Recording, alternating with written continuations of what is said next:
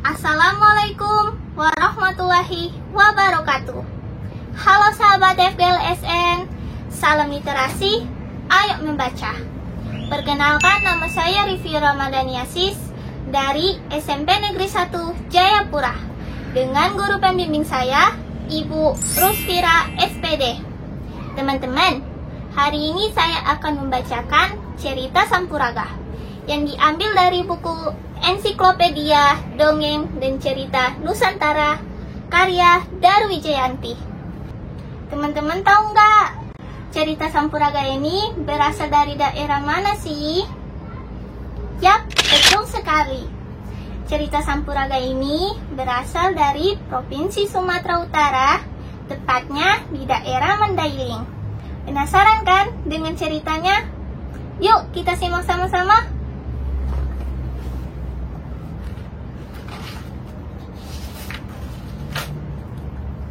Alkisah, pada zaman dahulu kala, di daerah Padang Bolat, hiduplah seorang janda tua dengan seorang anak laki-lakinya yang bernama Sampuraga. Mereka tinggal di sebuah gubuk yang telah reot dimakan usia. Meskipun hidup miskin, mereka tetap saling menyayangi.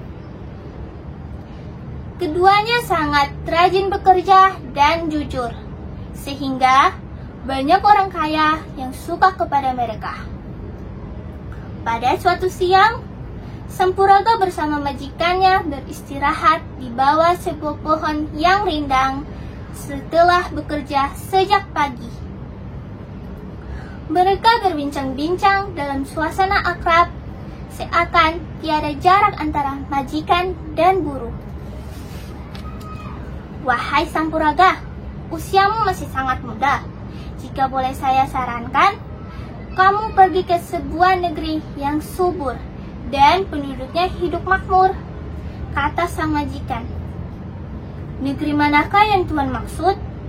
Tanya Sampuraga penasaran. Negeri Mandailing namanya. Di sana, rata-rata penduduknya memiliki sawah dan ladang. Mereka juga sangat mudah mendapatkan uang dengan cara mendulang emas di sungai, karena tanah di sana memiliki kandungan emas, kata sang majikan. Sepulang dari bekerja, Sampuraga kemudian mengutarakan keinginannya kepada ibunya.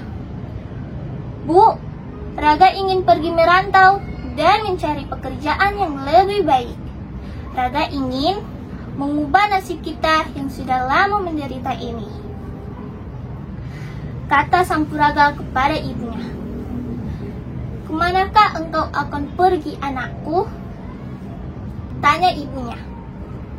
Ke negeri Mandailing, Bu. Pemilik di ladang di sana yang memberitahu Raga bahwa penduduk di sana hidup makmur dan sejahtera karena tanah di sana sangat subur. Jelas Sampuraga kepada ibunya. Pergilah, anakku. Meskipun ibu sangat khawatir kita tidak bisa bertemu lagi karena usia ibu sudah semakin tua. Tetapi ibu tidak memiliki alasan untuk melarangmu pergi. Ibu minta maaf. Selama ini ibu tidak pernah membahagiakanmu, anakku, kata ibu Sampuraga dengan rasa haru. Terima kasih, Bu. Raga berjanji akan segera kembali jika Raga sudah berhasil. Doakan Raga ya, Bu. Sampuraga minta doa restu kepada ibunya.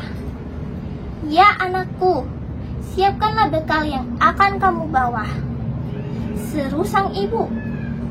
Setelah mendapatkan doa restu dari ibunya, Sampuraga segera mempersiapkan segala bekal yang akan dia bawa.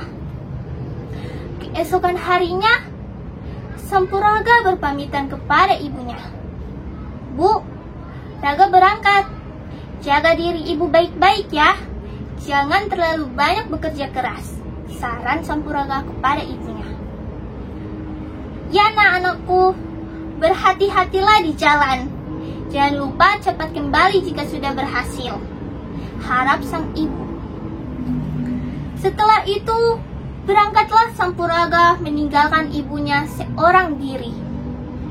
Berhari-hari sudah, Sampuraga berjalan kaki menyusuri hutan belantara dan berbagai perkampungan. Suatu hari, sampailah ia di kerajaan Pidoli, Mandailing.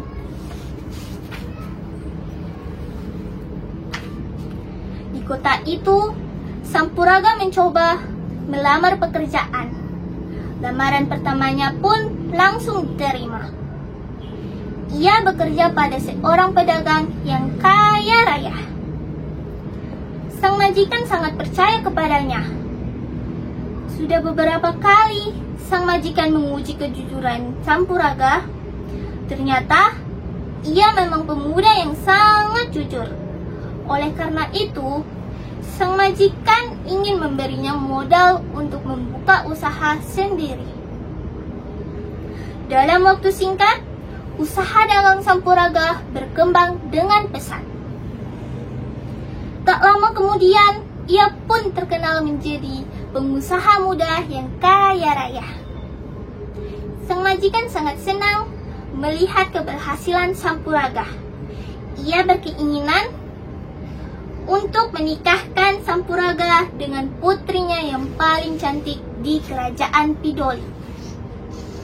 Raga, engkau adalah anak yang baik dan jujur.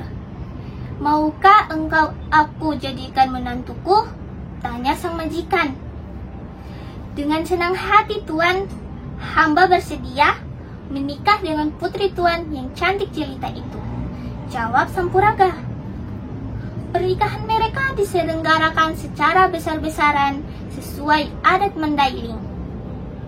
Persiapan mulai dilakukan 1 bulan sebelum acara itu diselenggarakan. Berita tentang pesta pernikahan yang meriah itu telah tersiar sampai ke pelosok-pelosok daerah. Seluruh warga telah mengetahui berita itu, termasuk ibu Sampuraga. Perempuan tua itu hampir tidak percaya jika anaknya akan menikah dengan seorang gadis bangsawan, putri seorang pedagang yang kaya raya. Ah, tidak mungkin anakku akan menikah dengan putri bangsawan yang kaya, sedangkan ia adalah anak seorang janda miskin. Barangkali saja namanya yang sama. Demikian yang terlintas dalam pikiran janda tua itu. Walaupun masih ada keraguan dalam hatinya, ibu tua itu ingin memastikan berita yang diterimanya itu. Setelah mempersiapkan bekal secukupnya, berangkatlah ia ke negeri Mandailing dengan berjalan kaki untuk menyaksikan pernikahan anak satu-satunya itu. Setibanya di wilayah kerajaan Pidoli, tampaklah sebuah keramaian dan terdengar pula suara gordan sambilan bertalu-talu. Dengan langkah terseok-seok, nenek tua itu mendekati keramaian. Alangkah terkejutnya ketika ia melihat seorang pemuda yang sangat dikenalinya sedang berduduk bersanding dengan seorang putri yang cantik jelita. Pemuda itu adalah Sampuraga, anak kandungnya sendiri. Karena rindu yang sangat mendalam, tiba-tiba ia berteriak memanggil nama anaknya. Sampuraga sangat terkejut mendengar suara yang sudah tidak asing di telinganya itu. Ah, tidak mungkin, itu suara ibu, pikir Sampuraga sambil mencari-cari sumber suara di tengah-tengah keramaian.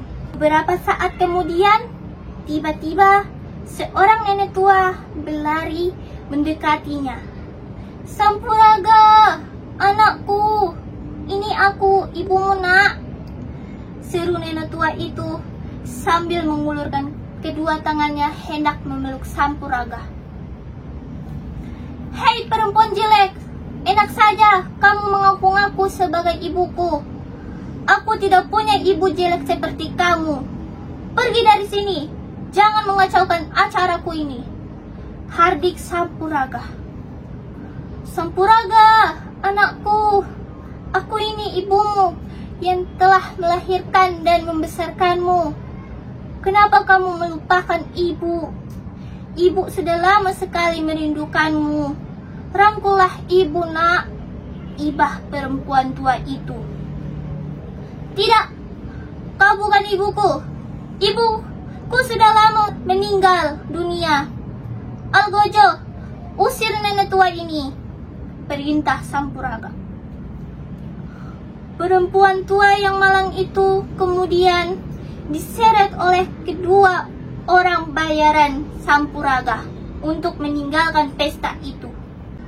Dengan derai air mata, perempuan tua itu berdoa, "Ya Tuhan, jika benar pemuda itu adalah Sampuraga, anak kandungku sendiri, berilah ia pelajaran.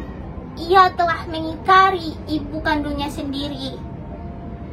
Seketika itu juga, tiba-tiba apa yo? Lanjut ya. Tiba-tiba, langit diselimuti awan tebal dan hitam. Petir menyambar bersahut-sahutan. Tak lama kemudian, hujan deras pun turun, diikuti suara guntur yang menggelegar, seakan memecahkan gendang telinga. Dalam waktu singkat, tempat penyelenggaraan pesta itu tenggelam seketika. Tak seorang pun penduduk yang selamat, termasuk Sampuraga dan istrinya. Beberapa hari kemudian, tempat itu telah berubah menjadi kolam air yang sangat panas. Oleh masyarakat setempat, tempat itu kemudian diberi nama Kolam Sampuraga. Hingga kini, tempat ini telah menjadi salah satu daerah pariwisata di daerah Mandailing yang ramai dikunjungi orang. Demikian dari cerita Sampuraga. Pesan moral yang dapat kalian ambil yaitu: 1. Tidak boleh sombong. 2. Tidak boleh durhaka kepada orang tua, karena ridho orang tua adalah ridho Allah. 3. Kita harus menghormati orang tua. Terimalah moto kota Jayapura ini. Hente cahi, yo onomi temar ni hanaset. Satu hati membangun kota untuk kemuliaan Tuhan. Wanyambe. Wassalamualaikum warahmatullahi wabarakatuh.